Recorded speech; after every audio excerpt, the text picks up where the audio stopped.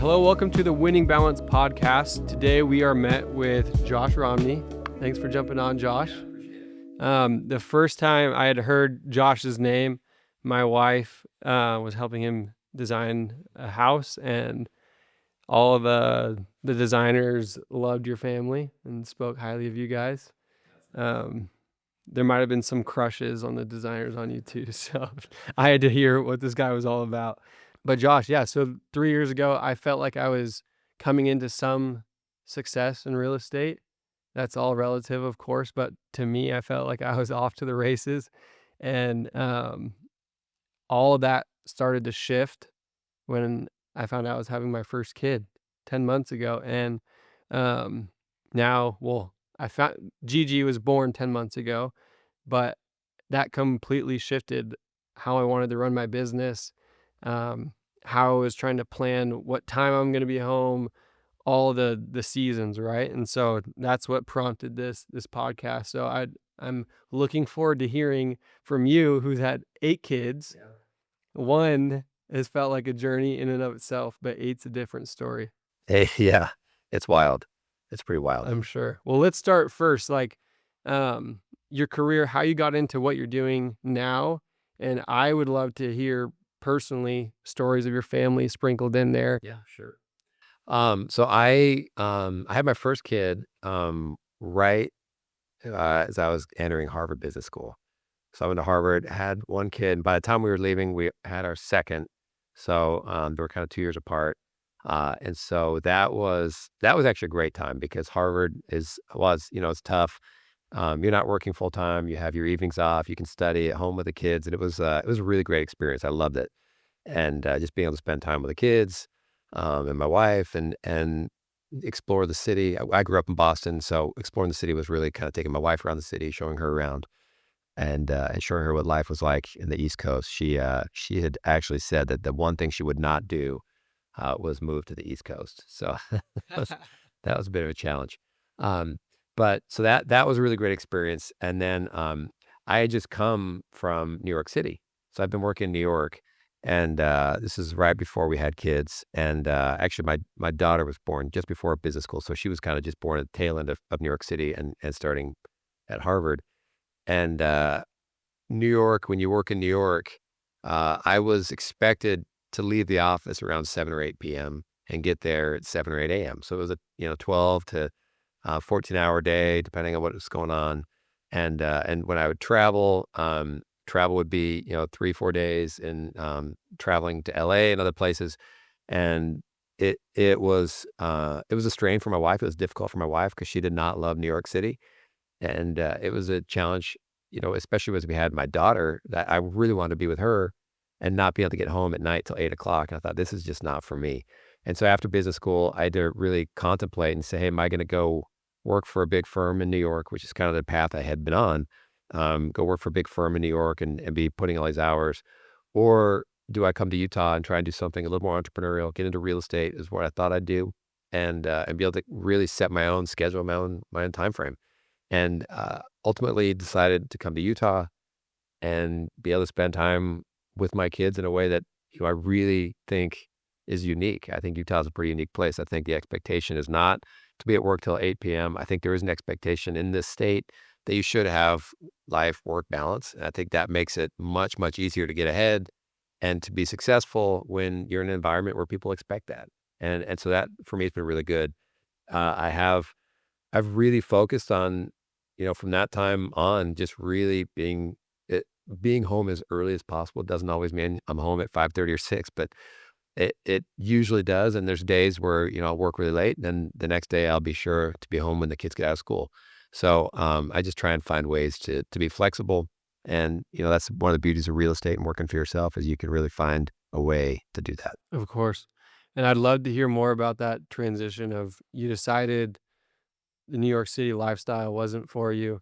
I always say Utah's a unique place. It has a mix of the grind culture and wanting to provide for your family, maybe a sprinkle of Miami in there, but then like the family dynamic of I want to be there for my family and grow.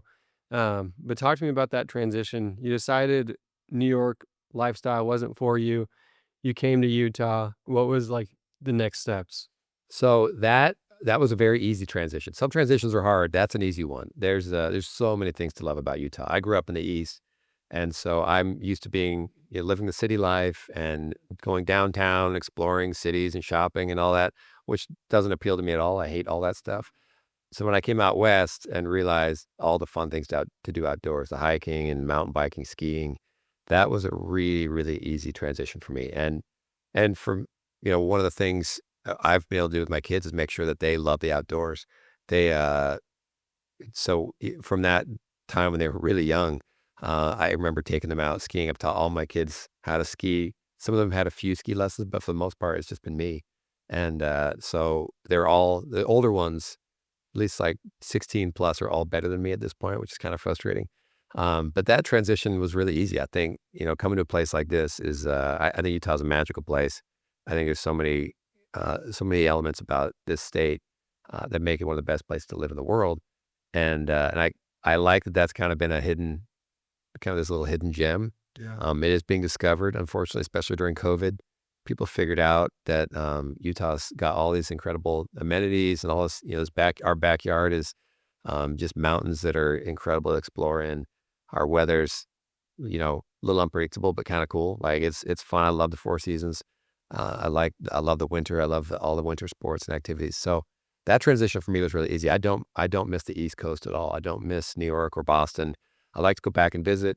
Restaurants are great. There's fun things to do, fun shows to see. Great place to explore. But for me, when you think about raising kids, I think being able to put kids in the outdoors and let them experience nature in a way that you really can't in the East is pretty magical. I love it. Yeah, I originally am from Seattle, moved here 3 years ago, and I tried bringing my wife back to Seattle. It lasted about 2 years, and she said, "I hate it here. Get me home."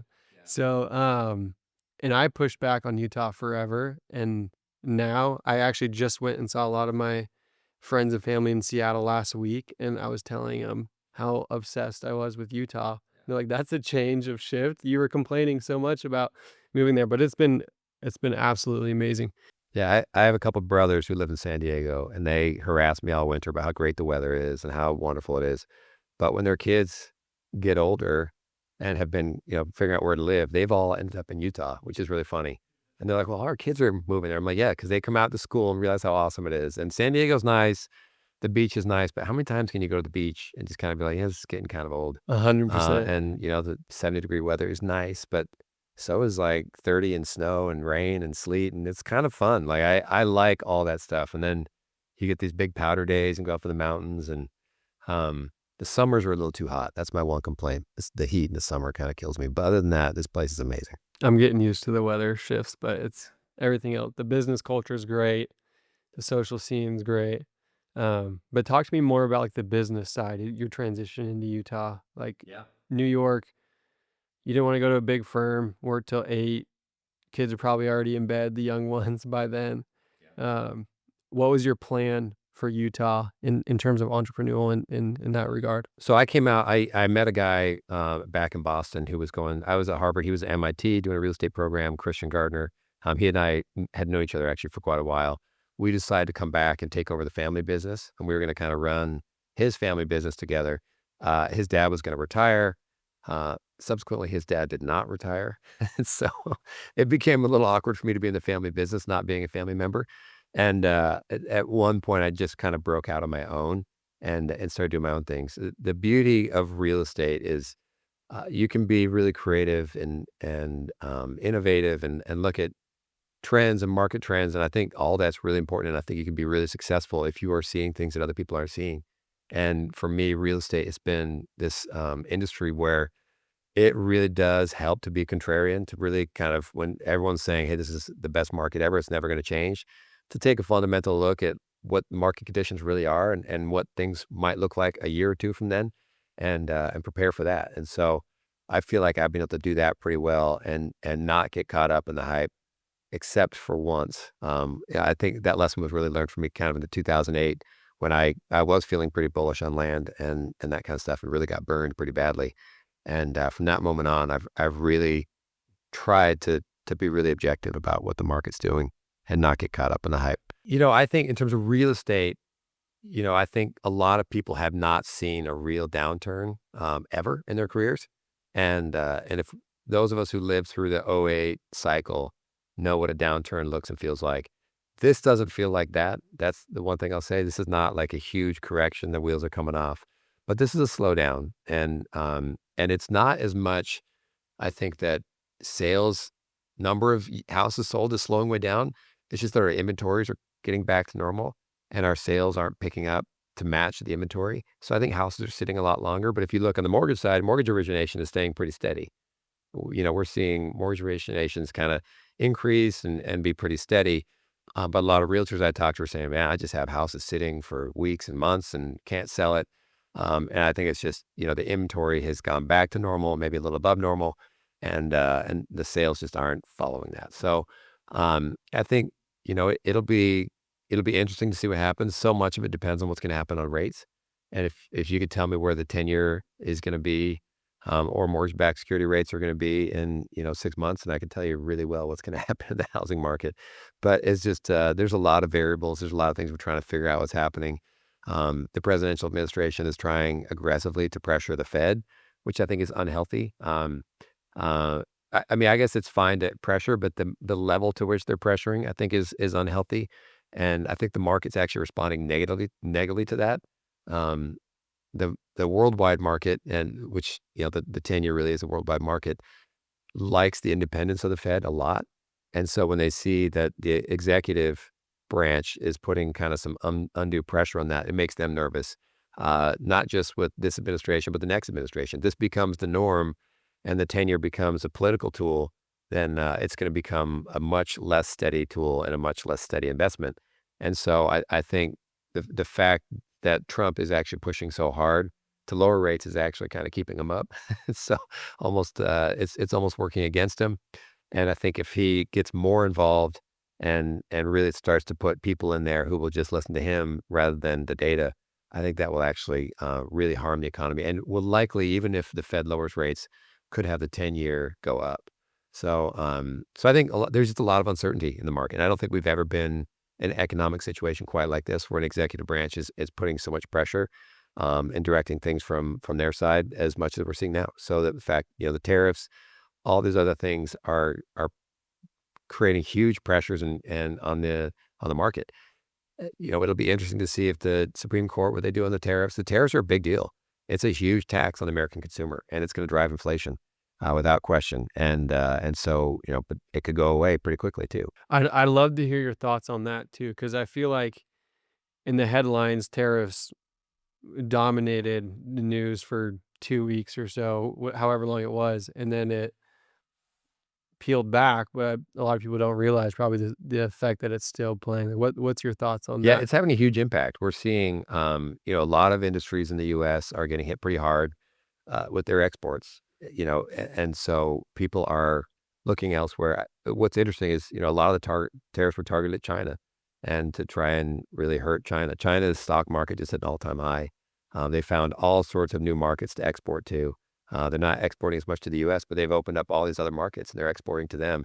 And so, I think if the goal was to impact China and recorrect the trade imbalance with China, then it's not working. If the goal was to simply raise a tax and have, tax on consumers, I guess that's working. They are raising money on it. But I think the economic impact is going to be pretty devastating. I think it's going to drive inflation. I think it's going to keep rates higher than they should be. And if we didn't have that tax in place.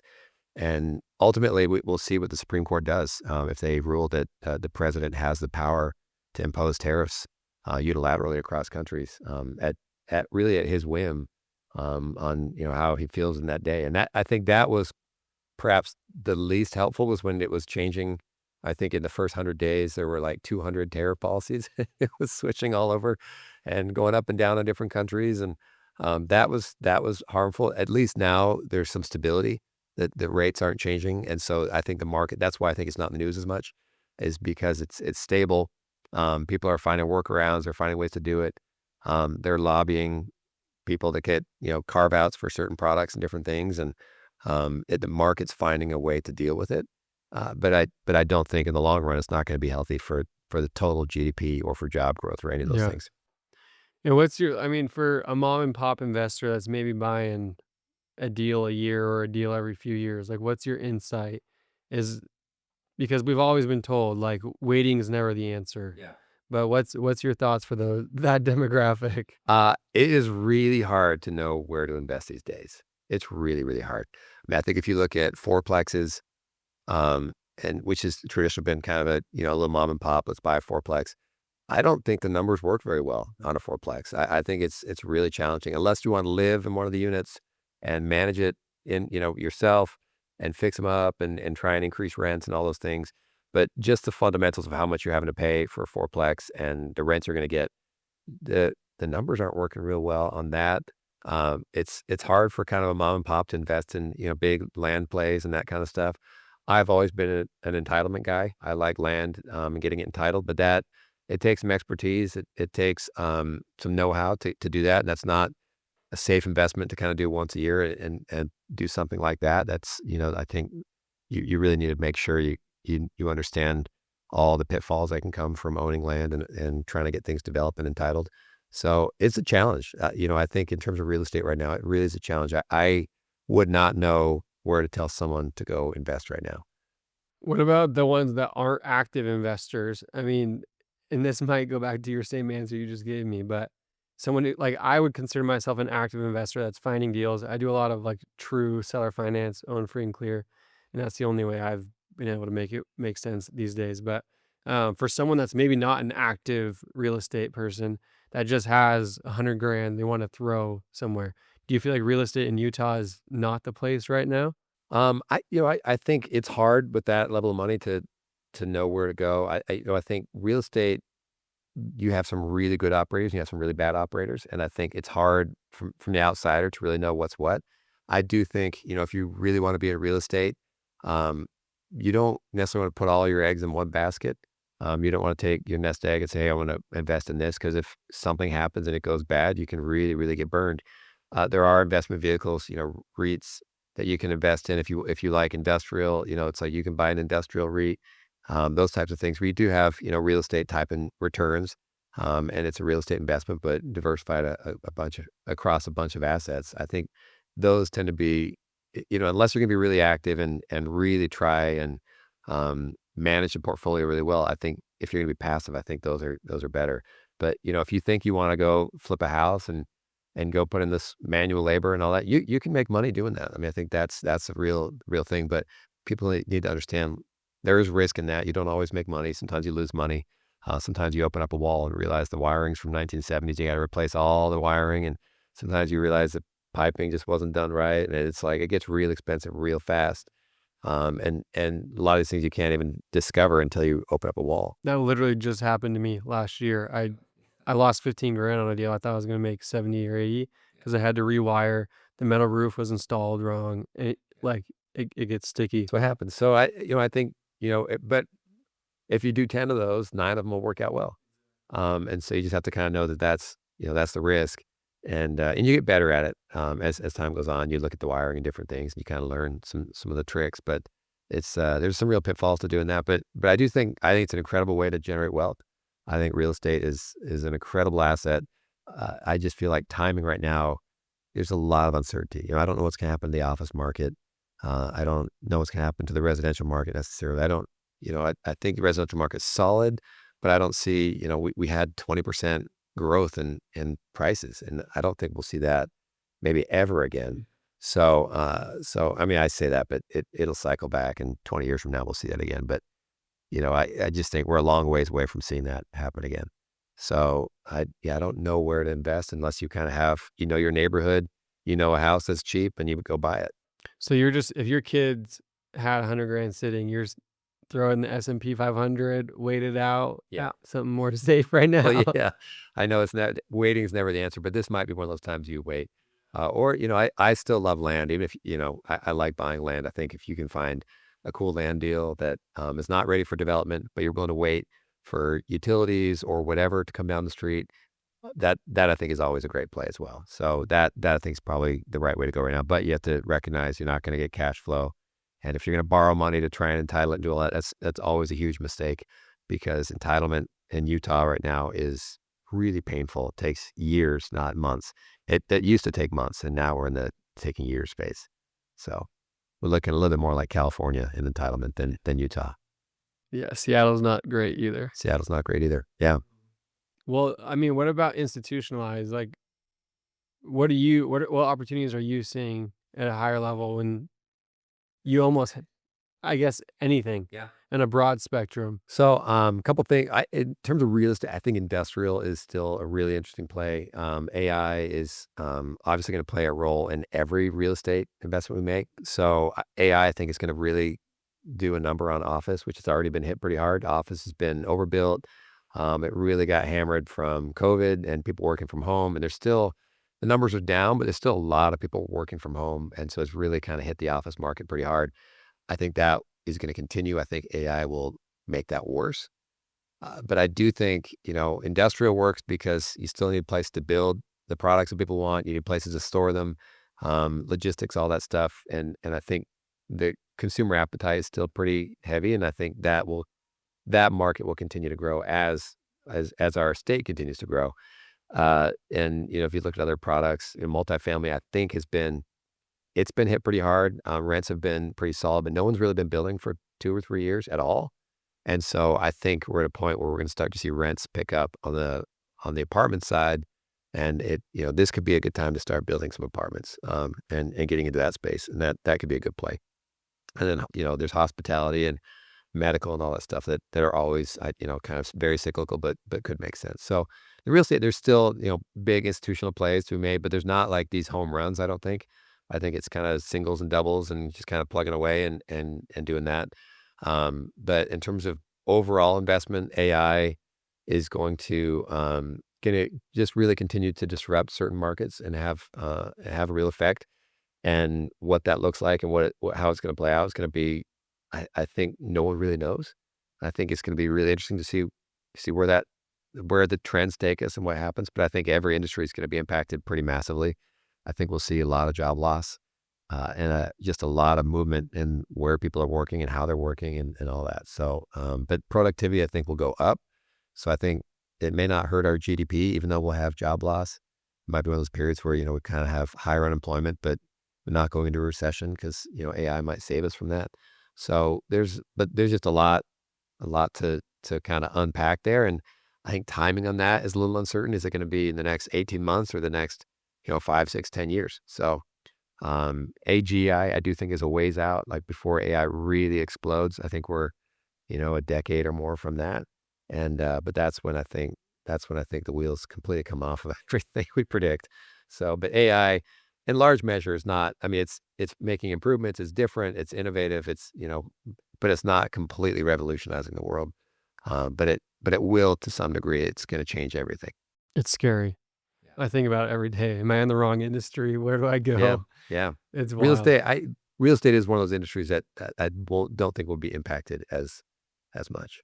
So, yeah. Okay, well, going back to family, Josh, like I'm gonna make an assumption that your brain rolls fast. Like you're smart, extremely smart dude. So I feel like your brain has to be rolling all the time. I feel like that's one of my issues. Is my brain's going 24/7, probably with minus 100 IQ of No, yours, I don't think but so. No. maybe second grade level. But I one of my issues that I've been struggling with a lot is coming home and trying to turn my work brain off, my real estate brain, so I can be present with my kids, with my one kid and my wife, I should say. I know no one has this done perfectly, but like, what advice do you have on that topic? Yeah. The hard thing for me, I totally know what you're saying. Hard thing for me is I work and live really close together. So my office is, a 3-minute drive. And it used to be I had to drive home where I put on music or a podcast or something and kind of just unwind a little bit. I have a harder time when it's just a 3-minute drive. You don't really have that chance to do it. I mean, this is embarrassing to admit, but a lot of times I'll come home and I'll just be like, I have to sit on the couch for 5 minutes and I will fall asleep for like 5 minutes. And it's like a hard power nap.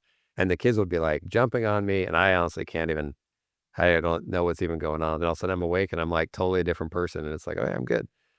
Or I just, I think just finding ways to get outside, I think is important for me, like just going out, jumping on the tramp. My 5-year-old always wants to jump on the trampoline with me, and I never really want to because it doesn't feel as good as it used to. But I will just go out there and jump it there for 5, and it just kind of resets you. Even just kind of walking through the grass just resets you. So I do think it's really important to try and find a way to turn that off and to try and put your phone down. That's the hard thing for me is finding a way to really just put the phone away because there usually is not anything so urgent you need to deal with it at night. But I still want to know what's going on, and I'd like to just not come in the morning and have 100 emails. So I do catch myself kind of doing that, and I think just finding ways to try and put the phone away, try and like put it in the kitchen and leave it in the kitchen and just go be with your kids and be with your wife for a while is the ideal. It's not what I always do. But it's usually what I try and do. I just it's very easy to get sucked back into everything else that's going on. Yeah, especially on my end with deadlines, I feel like things are urgent all the time, Yeah. and it's hard turning that off. But that's some good advice there. And maybe more on like a broader spectrum. I I ask this question to every guest. I feel like Utah is a unique place. Like I was getting at a hint of Miami. People want a career. They want to have stability in their income, but they also want to be a family man. They want to have um, their family that they're present with and growing up with. So, I mean, what's your advice, maybe in a more generic sense, for those people that want both? Uh, I think I think one of the like misconceptions is that you'll have perfect balance and that you'll find it. I don't think it exists. The reality is we will spend a lot more time at work than we do at home. My wife teases me that like some of the partners I work with are my work husbands, and I spend more time with them. And the reality is, I do. I do spend more time with some of the guys at work than I do with my wife. And so I don't think you're ever going to find like I guess what does balance mean? I think is the most important thing you need to figure out. Like, what does balance mean for you? Does it mean you're spending 50% of your time at home and 50% at work? Because that's going to be a challenge. That's going to be really difficult, and especially if you want to have a real career and your boss expects you to be doing X, Y, Z, and you're at home all the time. That's a challenge. And so I just think the real balance is finding ways to make time with your family really meaningful and being really intentional with that family time. And so for me, some of the things I like to do, I love planning trips. I plan a charity trip at least once, maybe twice a year, where I take my kids on just a charity trip to go do. We do that eye surgeries. We'll go do either eye surgeries and eye screenings somewhere in the world. And I usually just take one or two of my kids. One-on-one time with the kids is really, really valuable. So I try and do that as often as I can, just be with one kid at a time. And I have 8 of them, so that's a challenge. Doesn't always work. Sometimes it's 2 or 3. Um, but making that time that you do have with them really, really meaningful. If because not everyone has not everyone has the opportunity to be home at 5:30 and spend 3, 4 hours with your kids. And if it's 30 or 40 minutes, make it really worth that 30, 40 minutes. Don't be watching TV.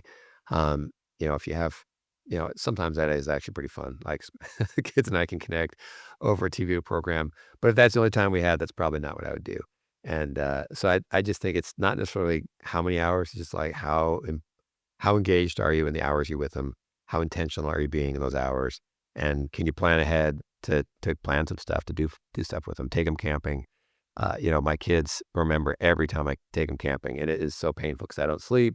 It's uncomfortable, and I kind of just don't really enjoy it. But I still do it because I know how much they love it, and I kind of fake that I love it.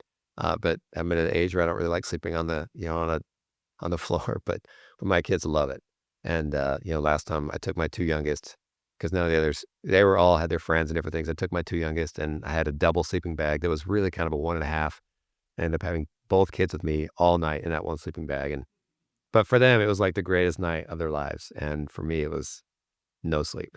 So, but it's fun. They remember that. I still talk about it. So, and that was just, a few weeks ago, but, yeah, I just think you really have to figure out what balance means to you.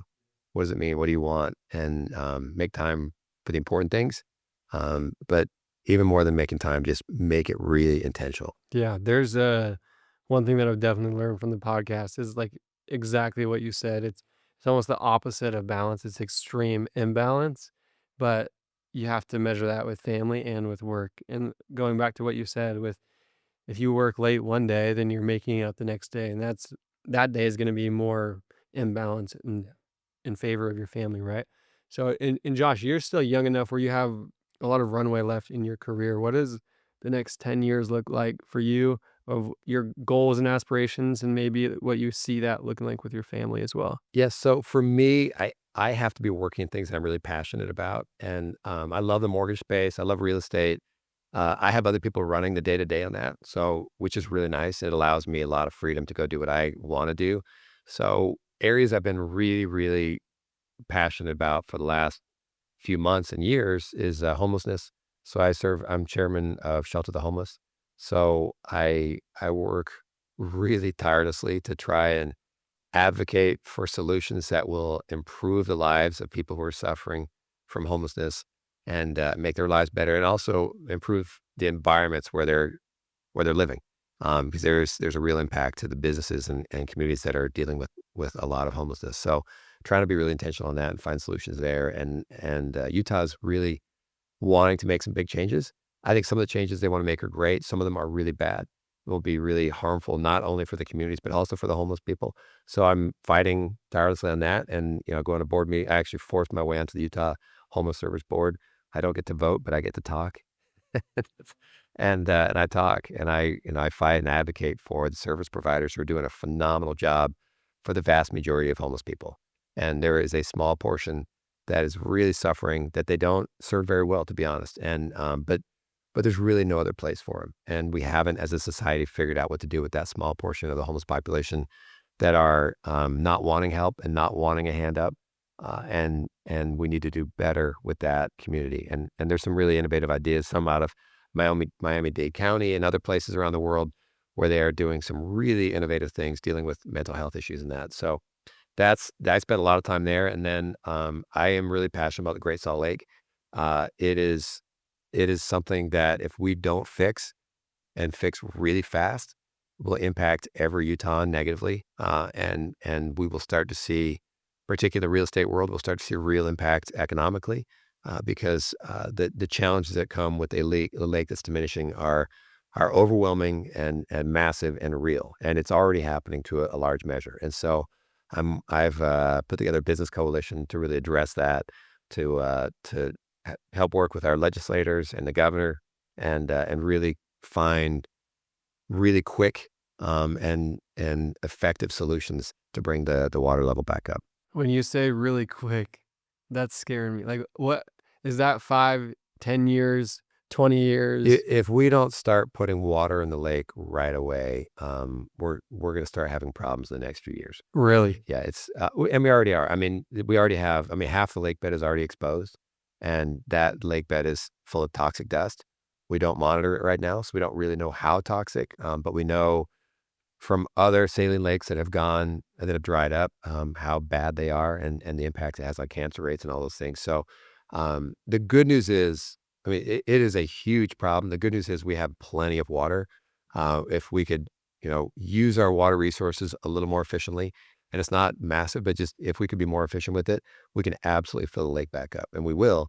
But we need leadership at this point. We need everyone coming together, and we need to create more awareness about how significant an issue this is, and how urgent it is, because it is very urgent.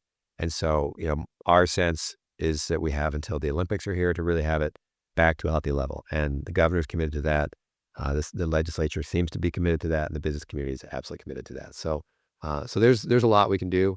At the same time, we need to preserve farming in this state. I think farming is a really important thing, culturally, and just providing food to our citizens and in other ways. And so finding a way to make sure that farming is sustainable, because at this current level, not only is farming not sustainable, but living in the Wasatch Front is not sustainable. So we are not living in a sustainable way, and all of us have to make changes, or life as we know it in Utah changes pretty dramatically. That's wild.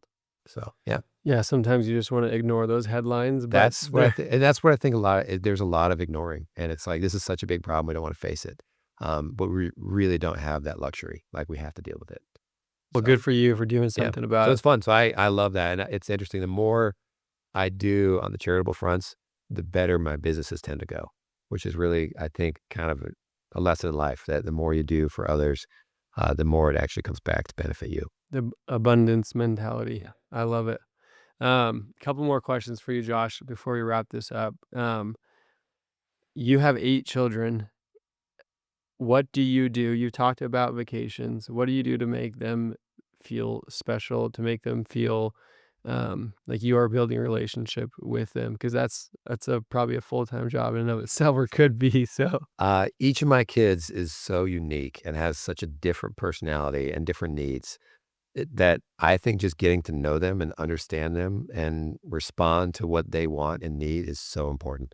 And some of them need a lot of one-on-one time, and some of them don't. Some of them just want to be with their siblings and goof around, and just being able to tackle their needs one by one and really recognize that they're unique, very unique, and have their own set of challenges and their own needs is, I think, is kind of what you learn as a dad. And I think one of the things for me, as a young dad, that I was not good at is kind of getting upset about lots of little stuff when kids didn't behave the way you want them to behave.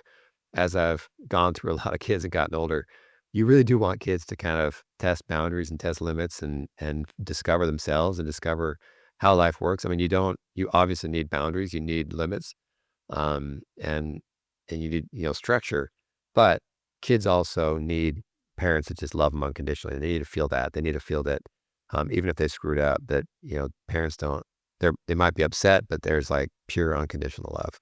And I think that's been a really important, valuable lesson for me. So I try and, even sometimes when the kids really, really mess up and they know they messed up, that's not a time we really need to double down and tell them how bad they messed up. It's when they just need to go out and go get a burger with you and hang out and let them know how much you love them.